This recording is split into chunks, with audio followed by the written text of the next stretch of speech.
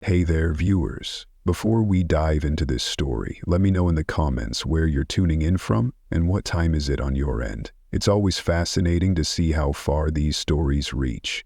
Now buckle up, because the story you're about to hear might just change everything you thought you knew about Diddy. Chapter 1. Shocking Revelations. When I first began digging into Sean Diddy Combs, I thought I knew what I was getting into.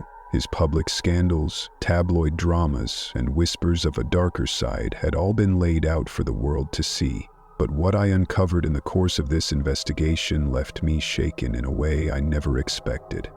The story didn't start with glitzy parties, famous feuds, or even his alleged crimes as a mogul. It started at home, with his childhood where the seeds of his empire and infamy were first sown. I'd heard whispers about Diddy's upbringing before, stories of ambition and hardship, tales of his father's violent death and his mother's determination to shield her son from a world that threatened to consume him. But no one had ever mentioned the parties. According to my source, a longtime acquaintance of the family, those Saturday nights were anything but ordinary. The man described a house teeming with people, the air thick with smoke, and music that vibrated the walls. It was a gathering spot for an eclectic crowd, drug dealers, street hustlers, and women with an edge of danger, the kind of people who thrived in chaos. For a boy growing up in that environment, it wasn't just a backdrop, it was a crash course in the darker corners of human behavior. You'd walk into a room and see things that'd make your head spin, the source told me. Couples, strangers, none of it hidden, none of it censored, just out in the open. He paused, as if debating whether to go further. That's what we were fed. It's what we knew. The words struck a chord. In that moment, I couldn't help but picture a young boy in the middle of it all, observing, absorbing, normalizing. How much of what we learn as children becomes the blueprint for our future? As I dug deeper, other pieces began to fall into place. Stories emerged about how Diddy had spoken openly in interviews about his early exposure to adult content, even detailing how it shaped his first experiences. It wasn't just the environment, it was the unfiltered access, the lack of boundaries that seemed to define his childhood. But what stood out most wasn't the content of those memories, it was the implications. A child growing up in a home where exploitation was part of the scenery would naturally develop a skewed view of power and control. My source described a young Diddy who was simultaneously pampered and exposed, dressed in fine clothes but left to navigate a world filled with adult dangers. The more I learned, the clearer it became that those formative years were more than just a footnote in his life. They were the foundation of something far darker. Could this environment explain the choices he made later? The parties he'd throw, the power dynamics he'd enforce, and the allegations that now threatened to dismantle everything he built? As I pieced the story together, the connections felt almost too clear. The infamous freak-offs, the allegations of manipulation and coercion. They weren't anomalies. They were extensions of a worldview shaped by his earliest memories. And yet, as unsettling as these revelations were, I knew they were only the beginning. The deeper I went, the darker the shadows became. This wasn't just a story about one man's rise to power. It was a story about what power can do when it's built on foundations like these. With every new detail, the weight of the truth became harder to carry, but one thing was certain. I couldn't stop now. Too many questions had been left unanswered, and too many lives had been affected. This was only the first chapter in a story that was bound to shake everything I thought I knew. Chapter 2. Behind Closed Doors. The freak-off parties. Whispers of their existence had always felt like the kind of scandalous rumors that orbited the rich and powerful. But as I dug deeper, it became clear these weren't just outlandish tales. These were events meticulously organized for exploitation, manipulation, and control. The accounts I uncovered painted a harrowing picture of what really happened behind the gilded doors of these so-called parties. Survivors spoke of an environment engineered to strip away agency and dignity. Women, and sometimes even young girls, were coerced into attending these gatherings, often under false pretenses. Upon arrival, they were subjected to dehumanizing rituals. Some accounts mention being weighed before entering, a disturbing practice that underscored how participants were reduced to mere objects in these orchestrated displays of power. The atmosphere inside these parties was described as suffocating. Drugs were omnipresent, carefully administered to lower inhibitions and erode resistance. One survivor recounted how the combination of drugs and alcohol dulled her senses to the point where the entire night felt like a blurred nightmare. She described the room as cold and clinical, filled with an audience that seemed to revel in the degradation playing out before them. Perhaps most horrifying was the revelation that everything was recorded. Cameras weren't hidden, they were part of the setup, their presence meant to intimidate and control. Survivors explained that the recordings were later weaponized, used as blackmail to ensure silence. For those who dared to resist or attempt escape, the threat of public humiliation or worse was always looming. An insider, someone who had once worked closely with Diddy, described the mechanics of these gatherings. She said the events weren't just about indulgence, they were about control. Everyone who attended understood the unspoken rule. Silence was not just expected, it was mandatory. Any act of rebellion was met with swift and severe consequences, leaving attendees with no choice but to comply. According to survivors like Allison Carter, the air at these events was suffocating, a mix of dread and submission. She recounted how the parties operated as a chilling assembly line of exploitation. Party favors, a euphemism for the victims, were paraded for selection, each dehumanized and commodified for the twisted amusement of the elite. Carter alleged that drugs and alcohol flowed freely, not as luxuries, but as tools of control, dulling the senses and erasing resistance. The presence of recording equipment was perhaps the most insidious detail. Cameras weren't hidden, they were deliberately placed, a silent reminder that compliance wasn't just expected, it was enforced. Those recordings became a weapon, used to blackmail both victims and complicit attendees. For those who dared to resist or speak out, the threat of public exposure or worse was a chilling deterrent.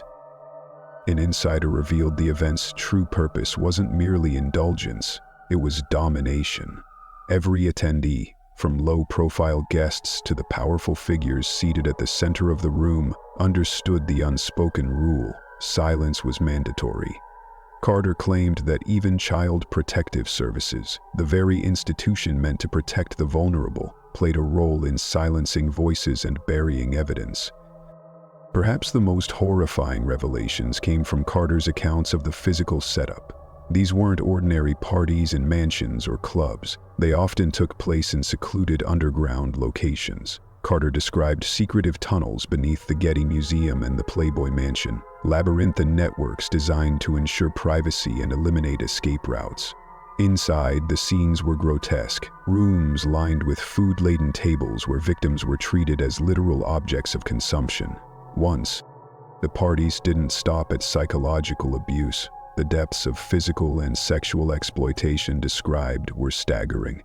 Carter claimed that punishments for defiance were swift and brutal, ensuring that even the faintest hope of rebellion was crushed. The grim reality was clear. These events thrived on the total submission of their victims and the complicity of those in power.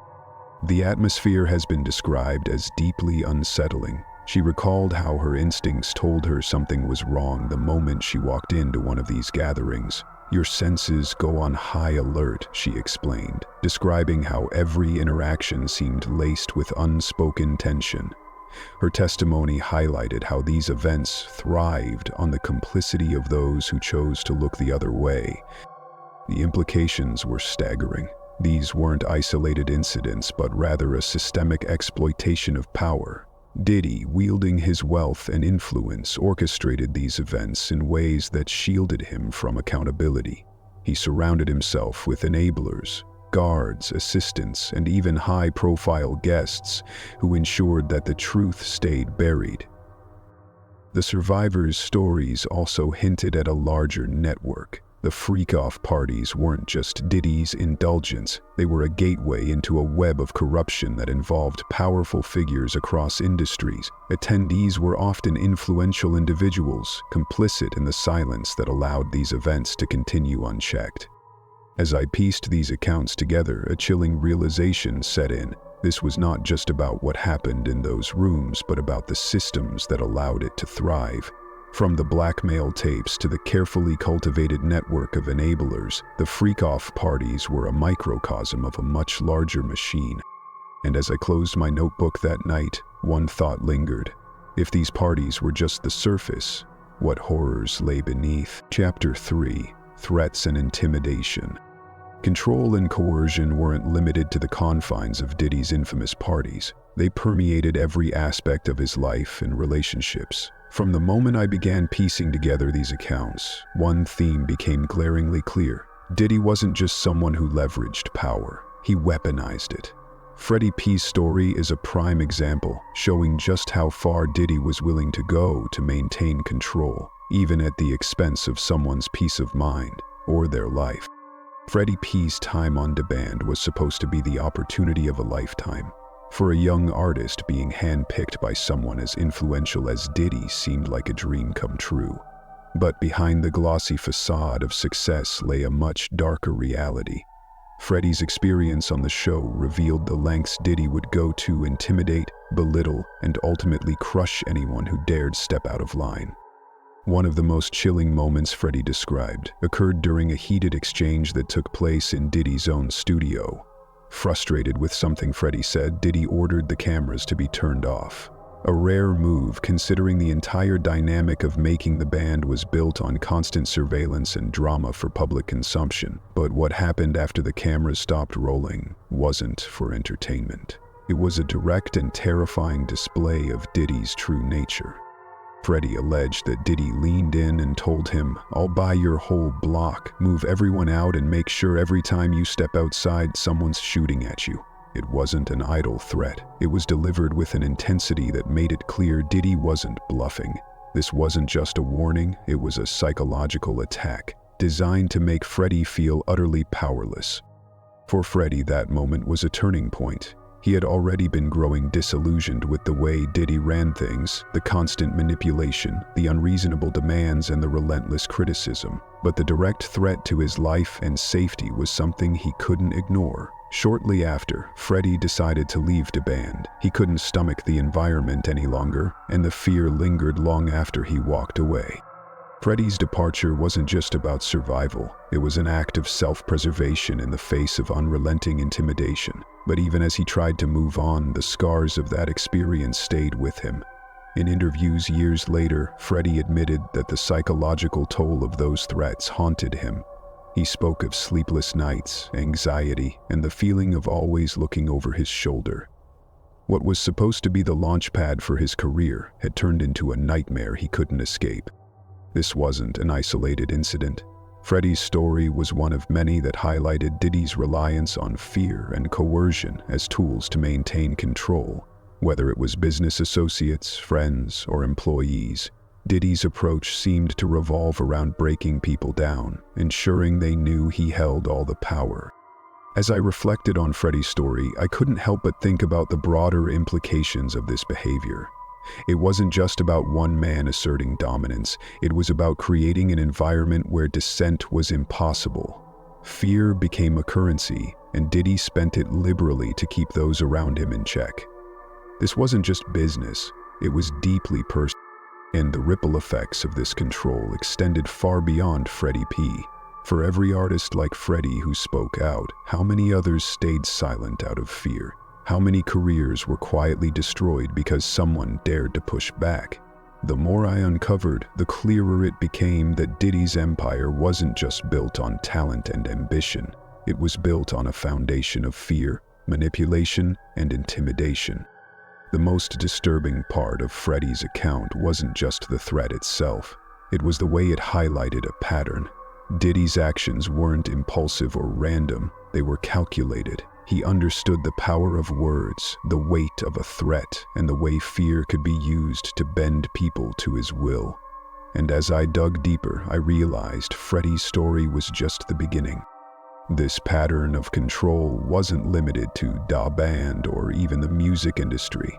It extended to every corner of Diddy's life, touching everyone who came into his orbit. From business rivals to personal relationships, the same tactics emerged again and again. Manipulation, coercion, and the relentless assertion of dominance. It was a system that worked because it left no room for resistance. Freddie's story also underscored the psychological impact of living under that kind of pressure. The constant fear, the knowledge that someone with immense power could upend your life with a single word. It wasn't just debilitating, it was destructive. For those who experienced it, the scars ran deep, leaving them questioning their self-worth, their safety, and their ability to trust anyone ever again. As I pieced together Freddie's account with other stories I had come across, a larger picture began to form. This wasn't just about Diddy, it was about the system he represented. A system that allowed powerful men to operate with impunity, protected by their wealth, their influence, and a network of enablers who benefited from their success. Freddie's story was a stark reminder of what happens when power goes unchecked, when fear becomes a tool of control, and when people are treated as disposable in the pursuit of success. By the time I finished writing about Freddie's experience, I couldn't shake the sense of unease that had settled over me. The implications of his story were staggering, and yet it felt like I had only scratched the surface. There were more stories to uncover, more layers to peel back, and more questions to answer. And as I prepared to delve into the next chapter of this investigation, one thing was clear. The deeper I went, the darker it got. Chapter 4: Blurred Boundaries. As I delved further into Diddy's tangled web of influence, it became clear that his methods of control extended beyond intimidation and manipulation. Power in Diddy's world wasn't just wielded publicly. It seeped into the private and deeply personal lives of those around him. Chopper's account brought this into sharp focus, peeling back yet another layer of a man who seemed to blur every conceivable boundary. Chopper, a former member of Bad Boy Records' dad band, had long kept his silence, but when he finally spoke out, his revelations painted a deeply unsettling picture of life under Diddy's rule. The details he shared were shocking not just because of their content, but because of what they revealed about the toxic power dynamics at play behind the scenes. The moment that changed everything for Chopper came during what seemed like an ordinary day at the studio. He described walking into the recording space, expecting the usual hustle and grind that defined life at Bad Boy Records. But instead, he stumbled upon a scene that left him questioning everything he thought he knew about Diddy. According to Chopper, he opened the door to find Diddy in an intimate encounter with another high-profile man. The interaction was undeniable, leaving Chopper frozen in shock before he hurriedly slammed the door. It wasn't just the act itself that unnerved him, it was the implications. This wasn't about Diddy's private preferences. It was about how those preferences were allegedly weaponized in a culture where boundaries seemed non-existent. Chopper would later reflect on how that moment altered his perception of his label boss. Diddy had always been an enigmatic figure, charismatic, commanding, and untouchable. But what Chopper witnessed added a new dimension to the power Diddy held. It wasn't just about wealth or influence.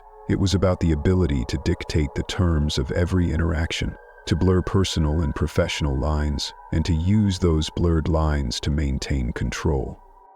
But Chopper's story didn't end there. He recounted instances where Diddy allegedly shared explicit content, not just casually but in a way that seemed designed to desensitize or intimidate those around him. One such incident involved a video of a deeply explicit nature that Diddy reportedly shared with others in the room. The intention behind it was unclear, but the effect was unmistakable. It created an atmosphere of discomfort, unease, and most importantly, submission. Chopper speculated on Diddy's motives, suggesting that these acts weren't just personal, they were deliberate. By crossing boundaries and exposing his team to such behavior, Diddy reinforced his dominance. The message was clear. In his world, there were no rules, no off-limits, and no safe spaces. This wasn't just a workplace, it was a realm where power dynamics were constantly in flux, dictated entirely by Diddy's whims. The psychological toll of this environment was profound. Chopper admitted that after the studio incident, he began to see everything differently.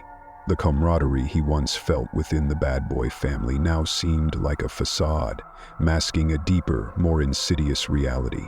He described feeling isolated, disillusioned, and ultimately betrayed.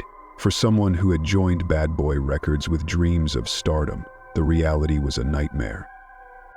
What struck me most about Chopper's revelations wasn't just the shocking nature of his claims, but the ripple effect they had on those who worked closely with Diddy. The blurred boundaries, the invasive behavior, the constant assertion of dominance, it created an environment where trust was impossible. How could anyone feel secure or valued in a space where every interaction carried the weight of potential exploitation? Chopper's allegations also raised important questions about power and vulnerability in the music industry. Diddy's behavior, as described, wasn't just about personal preferences. It was about creating a culture of fear and submission. By blurring lines and breaking boundaries, he maintained an iron grip on those around him, ensuring that his authority went unchallenged. The implications of this were far-reaching. Chopper's story highlighted not just the personal cost of working under Diddy, but the broader impact on the music industry as a whole. In a space where collaboration and trust should have been the foundation, the alleged actions of one man created an atmosphere of suspicion, unease, and control. As I pieced together Chopper's account with other stories I had encountered, a pattern began to emerge. Diddy's approach to power wasn't limited to intimidation or coercion. It was about creating an environment where no one felt safe, where every boundary could be crossed, and where loyalty was demanded but never reciprocated. Chopper's story was a stark reminder of the human cost of this kind of power. For every success story that emerged from Bad Boy Records, how many others were left broken, disillusioned, and scarred? How many dreams were crushed under the weight of a system designed to serve one man's ego? And yet, even as I reflected on these questions, I knew there was more to uncover. Chopper's revelations were shocking, but they were just one piece of a much larger puzzle. As I prepared to delve deeper into this investigation, I couldn't shake the feeling that the worst was yet. Chapter 5: Power, Control, and the Industry's Silence.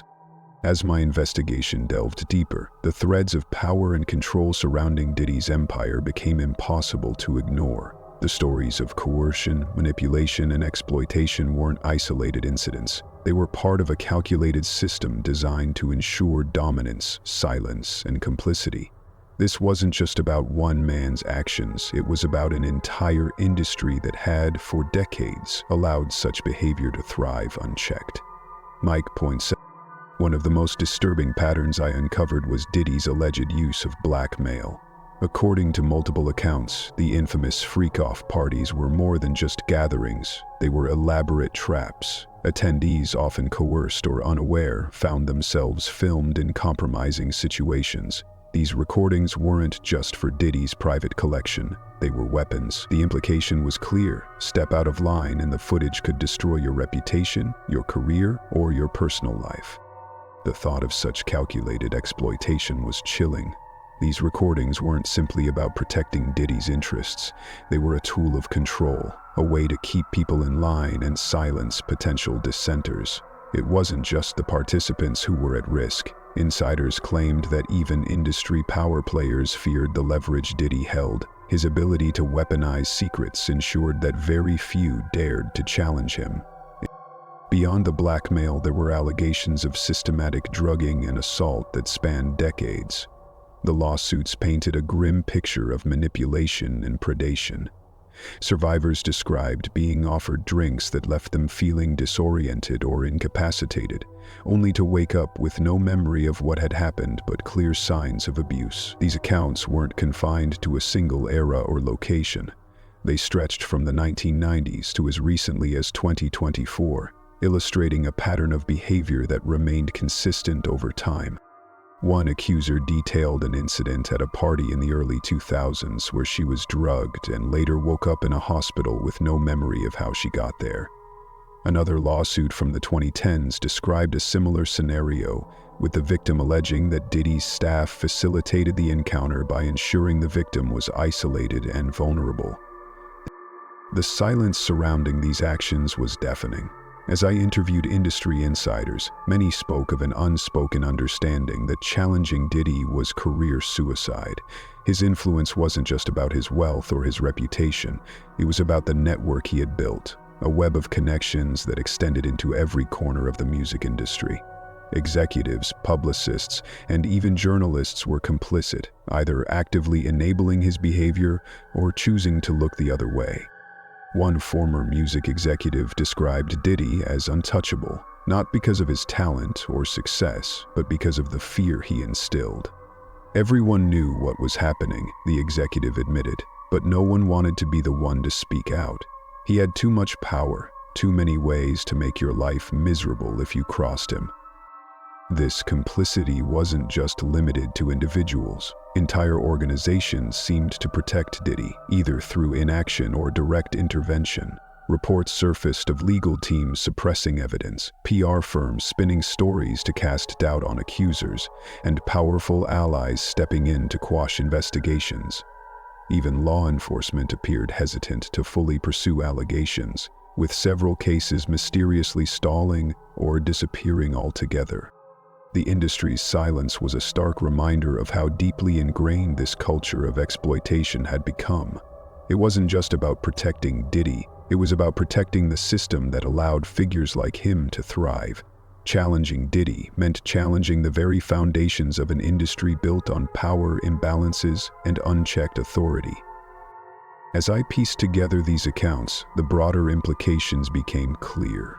Diddy's empire wasn't just built on talent or ambition, it was built on the backs of those he exploited. The survivors of his alleged actions weren't just victims of one man's predation, they were casualties of a system that prioritized profit and power over accountability and justice. The psychological toll on these individuals was immense. Many described feeling isolated, betrayed, and silenced by the very industry they had once idolized. The fear of retaliation, both personal and professional, kept countless survivors from coming forward. Even those who did speak out faced intense scrutiny, backlash, and attempts to discredit their stories. But perhaps the most chilling realization was how easily this could have continued. For years, Diddy's actions went largely unchecked, his influence shielding him from consequences. It was only through the courage of survivors and the persistence of those willing to investigate that these stories began to surface. And even now, with lawsuits mounting and allegations piling up, the battle for accountability was far from over. Reflecting on all I had uncovered, I couldn't help but wonder how many more stories were out there, buried under layers of fear and silence. How many more lives had been shattered by a system that prioritized protecting the powerful over seeking justice for the vulnerable. As I prepared to delve deeper into this investigation, one thing became clear. Diddy's story wasn't just about one man's rise and fall. It was about an industry and a society that allowed such behavior to flourish. And if true accountability was ever to be achieved, it would require dismantling the structures that had enabled it for so long. Chapter 6: The Legal Web Tightens. By the time I reached the heart of Diddy's legal troubles, the sheer volume of cases against him was overwhelming. This wasn't just a single lawsuit or isolated incident. It was a relentless cascade of allegations that spanned decades. Each case, horrifying on its own, formed part of a larger, damning narrative of abuse, control, and unbridled power. It began with the lawsuits. From the 1990s through to 2024, victims came forward one after another, detailing accounts of exploitation, violence, and manipulation. These weren't stories whispered in shadows, they were sworn statements filed in courtrooms across the country. Many of them echoed similar patterns: victims drugged, assaulted, and silenced. One of the most high-profile cases was brought by Cassie Ventura, Diddy's former partner, who accused him of years of physical and emotional abuse, including drug-fueled parties where she was coerced into acts she couldn't refuse. The graphic details of her lawsuit painted a chilling picture of a man who wielded his power like a weapon. Then came the federal charges, leveling accusations that were impossible to ignore. Among them were allegations of sex trafficking and racketeering, crimes that suggested a network of systemic exploitation. Victims described being transported across state lines, coerced into acts they couldn't consent to, and then discarded, their silence ensured through threats and intimidation. It wasn't just the scale of the accusations that was shocking. It was the calculated precision with which they were carried out. One victim's account stood out in particular. She described being invited to one of Diddy's infamous parties, only to wake up in a hospital with no memory of what had happened. Her injuries suggested violence, but she couldn't recall the details. When she tried to press charges, she received a call warning her to let it go if she valued her life. The message was clear: challenging Diddy came at a cost too high for most to bear. The allegations of arson added another layer to the story. According to a memo filed in court, Diddy and his associates were accused of using a Molotov cocktail to destroy property tied to a former girlfriend. This wasn't just a one-off act of revenge.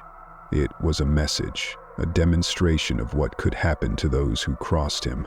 The chilling efficiency of such acts suggested not just a lack of remorse, but a deliberate effort to maintain control through fear. Diddy's legal team, of course, denied everything. Their statements painted the accusers as opportunists, framing their claims as desperate attempts to gain money or fame. Mr. Combs has never sexually assaulted or sex-trafficked anyone, they declared, dismissing the lawsuits as baseless. But the sheer volume of accusations made those denials increasingly difficult to believe. By the time Diddy was arrested in September 2024, the weight of the allegations against him had become impossible to ignore. The timeline of events was staggering. In the span of just a few months, more than 30 lawsuits were filed, each one adding another layer to the narrative of abuse. Some lawsuits described incidents as far back as the early 1990s, while others detailed events that had occurred within the last few years. The consistent patterns across these accounts suggested not just a history of misconduct, but a deliberate, ongoing strategy to exploit and silence victims. One particularly chilling case involved an anonymous woman who claimed Diddy had drugged and assaulted her in the early 2000s. Her lawsuit described being invited to a private event where she was offered a drink that made her feel disoriented. The next thing she remembered was waking up in a strange room, unable to move or speak. The details were eerily similar to accounts from other victims, many of whom described being drugged at parties and then assaulted while incapacitated. The lawsuits weren't just about Diddy's alleged actions. They also implicated those around him. Lawyers for the accusers claimed that Diddy's inner circle played an active role in facilitating his behavior, from arranging transportation for victims to covering up evidence. The implication was clear. This wasn't just the work of one man. It was a coordinated effort involving multiple people, all working to protect Diddy and silence his victims.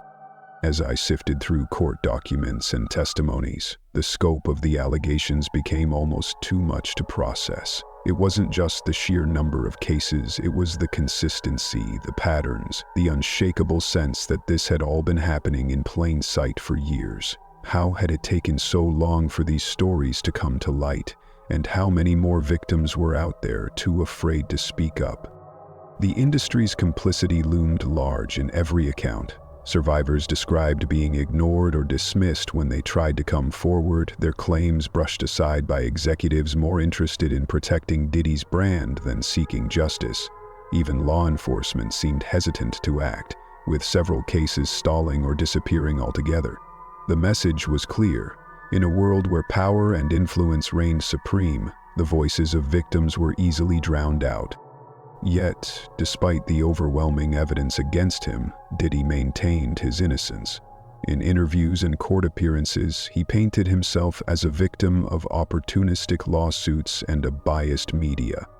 His legal team worked tirelessly to discredit accusers, digging into their pasts and framing their stories as fabrications.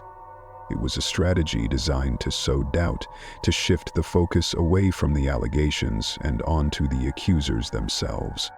But for all their efforts, the cracks in Diddy's empire were beginning to show. The lawsuits were piling up, the testimonies becoming harder to dismiss.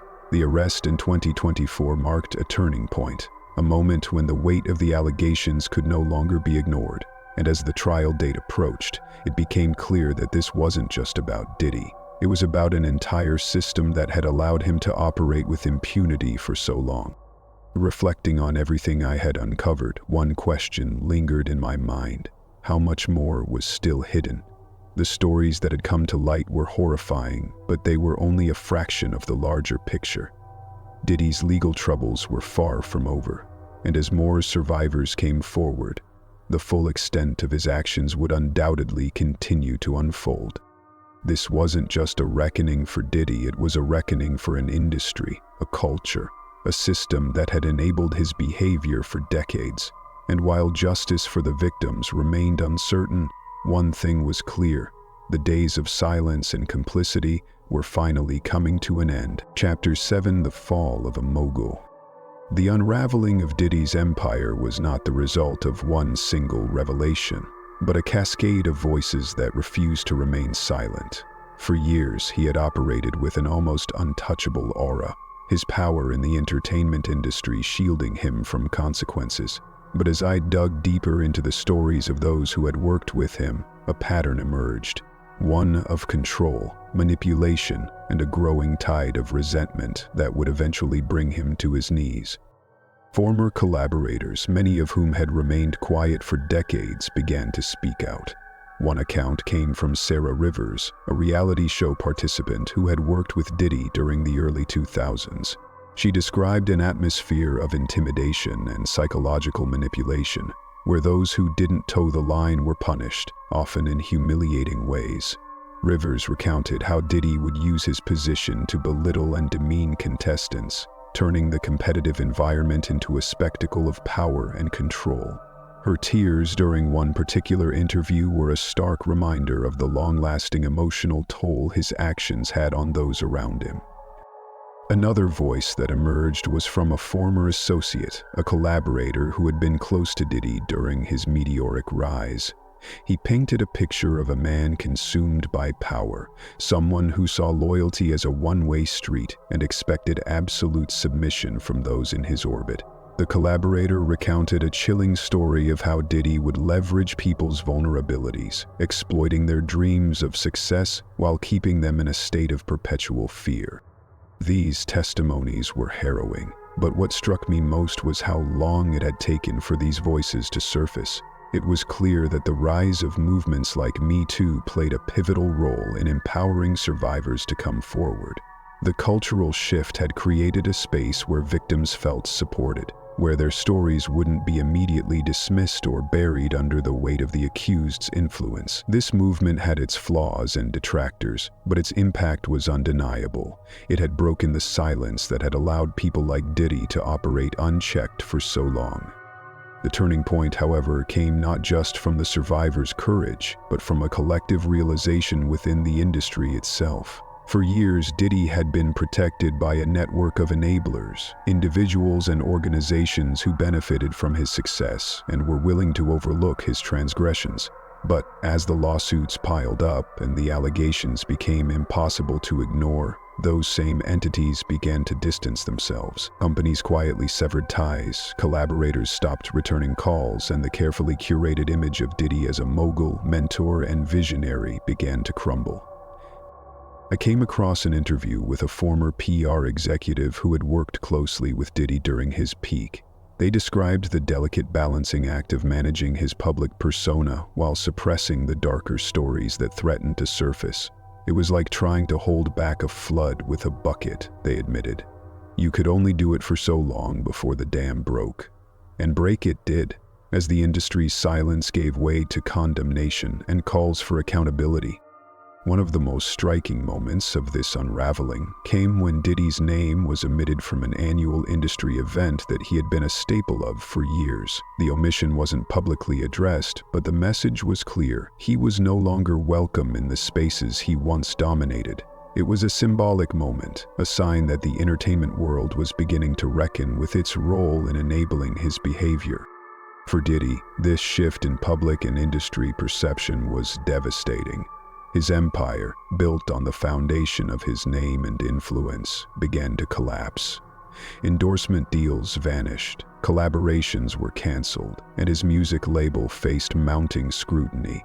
Even his staunchest defenders seemed to waver, their silence speaking volumes as the allegations continued to mount. The cultural implications of Diddy's downfall were profound. It wasn't just about one man. It was about an entire system that had prioritized profit and power over accountability and justice.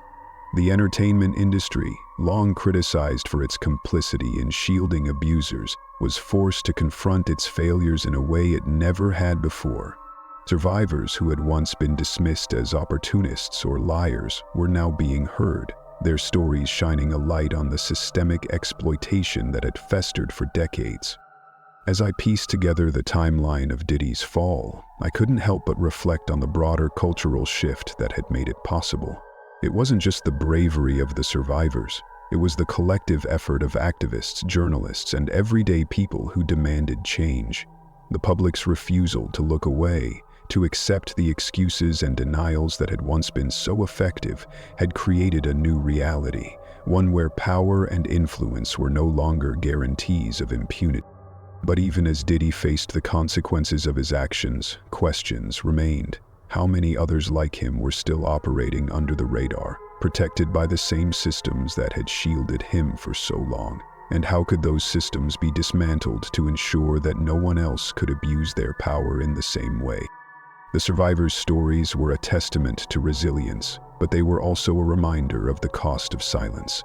For every voice that came forward, there were countless others who remained in the shadows, their stories untold, their pain unacknowledged. It was a sobering thought, one that underscored the importance of continuing to listen, to believe, and to demand accountability, not just for Diddy, but for an entire industry that had allowed him to thrive. As I prepared to delve into the final chapter of this story, one thing was clear. Diddy's fall was just the beginning. The cracks in his empire had exposed a deeper rot, one that extended far beyond the confines of his personal misconduct. And while his downfall was a step toward justice, it was also a call to action, a reminder that the work of dismantling systems of abuse and exploitation was Chapter 8, Connecting the Dots.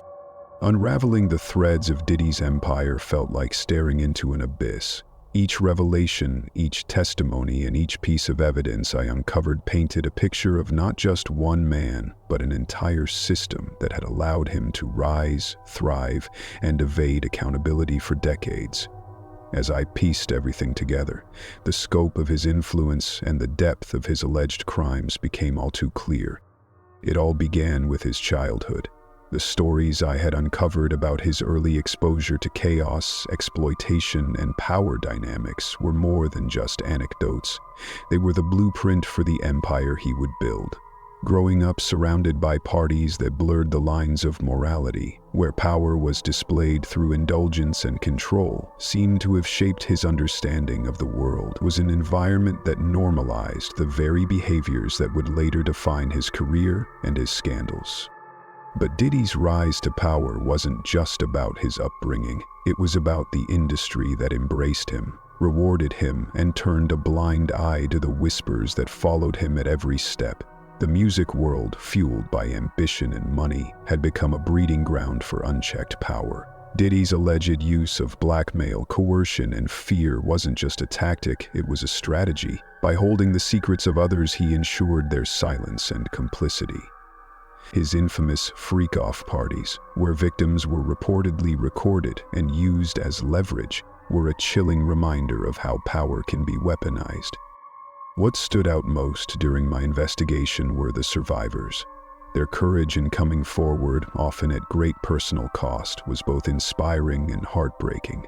Many had lived in silence for years, their stories buried under fear, shame, or the belief that no one would listen. Some, like those who spoke about being exploited at Diddy's parties, risked their safety to expose the truth. Others, like Allison Carter, shared their harrowing experiences with trafficking and systemic corruption, shedding light on the broader networks that enabled such abuses. Their voices were a powerful testament to resilience, but they also underscored the systemic failures that had allowed such horrors to persist. And yet, for every survivor who spoke out, there were countless others who remained in the shadows. It was a sobering realization. How many lives had been irrevocably altered by the actions of one man and the system that protected him? How many more stories would never be told, lost to time and fear? The more I reflected, the clearer it became that Diddy's empire wasn't just about him. It was about the structures that had enabled him to thrive. The enablers, the protectors, the bystanders, the entertainment industry, the judicial system, the media, they all played a role. Each lawsuit, each accusation was a piece of a larger puzzle, one that revealed a culture of silence and complicity. Even now, as Diddy faces the weight of federal charges and mounting lawsuits, questions linger. Will justice truly be served, or will the power and privilege that shielded him for so long continue to find ways to protect him? The survivors I spoke with were cautiously hopeful, but their optimism was tempered by years of disappointment. Justice, for them, wasn't just about convictions or settlements. It was about ensuring that no one else would suffer as they had.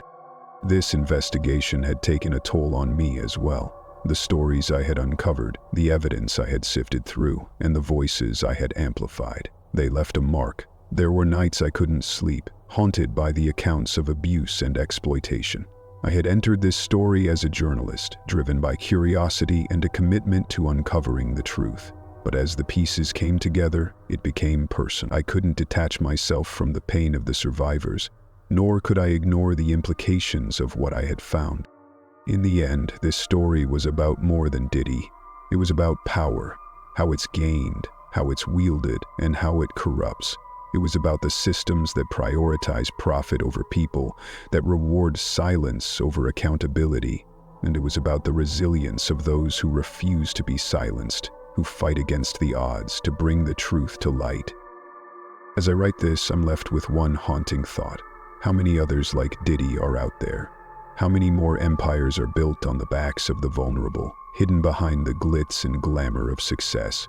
This investigation may have shone a light on one man's actions, but it also revealed a much darker truth about the world we live in. Diddy's fall from grace is a testament to the power of truth and the courage of those who speak it. But it's also a reminder that justice is not guaranteed. It's something we must fight for, relentlessly and collectively. The survivors taught me that. Their strength, their resilience, and their refusal to be silenced are what give me hope. This story may be ending, but the fight for justice continues. The cracks in Diddy's empire have exposed a deeper rot, one that demands our attention and action. And as I close this chapter, I can only hope that the voices of the survivors will continue to echo, challenging us to build a world where power is held accountable and where silence is no longer an option.